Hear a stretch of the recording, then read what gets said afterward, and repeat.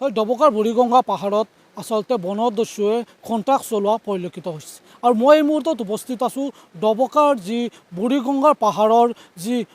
অতিকৈ নিৰ্গম ঠাইত আৰু এই নিৰ্গম ঠাইত ইতিমধ্যে দেখিবলৈ পোৱা গৈছে যে প্ৰতি নিশা যি বনদস্যুৱে প্ৰায়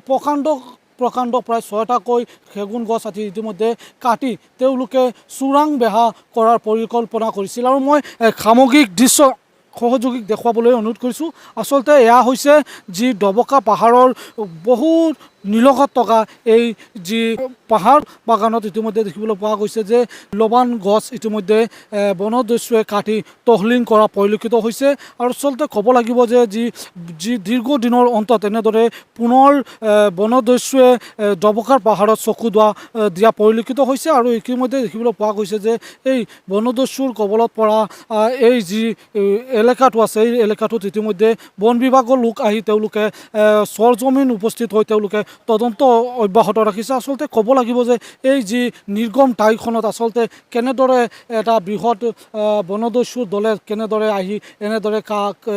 যিসমূহ মূল্যৱান গছ আছে সেইসমূহ কাটি তহিলং কৰা পৰিলক্ষিত হৈছে। আচলতে এনেদৰে লগত থকা এই যি ঠাইডোখৰ আছে আৰু এই ঠাইডোখৰত ইতিমধ্যে বনদস্যুৱে কণ্ট্ৰাক্ট চলোৱা পৰিলক্ষিত হৈছে।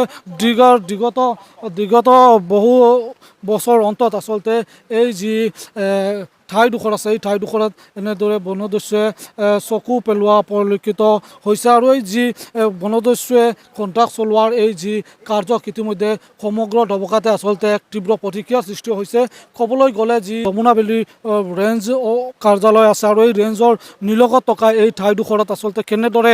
বনদস্যুৱে চকু দিব পাৰে সেয়াও লৈ ৰাইজৰ মাজত এক তীব্ৰ প্ৰতিক্ৰিয়াৰ সৃষ্টি হৈছে আচলতে। আৰু এই প্ৰকাণ্ড সেগুন গছসমূহ ইতিমধ্যে এনেদৰে যি ডবকাৰ বুঢ়ীগঙ্গাৰ যি নৈ আছে নৈসমূহত এনেদৰে তেওঁলোকে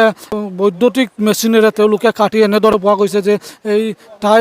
নৈখনত ইতিমধ্যে এনেদৰে পানীত পেলোৱা পৰিলক্ষিত হৈছে আৰু আচলতে ক'ব লাগিব যে যি পৰৱৰ্তী সময়ত এই যি বনদস্যুৰ কবলত পৰা এই ঠাইডোখৰত পৰৱৰ্তী সময়ত বন বিভাগৰ লোকে বা তেওঁলোকৰ যি শীৰ্ষ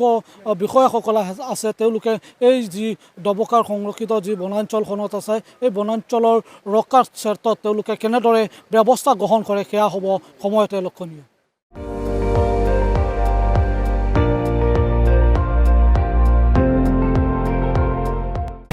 আপুনি চাই আছে ND24 সৰ্বশ্ৰেষ্ঠ নহয় সৰ্বোত্তমৰ দৌৰ।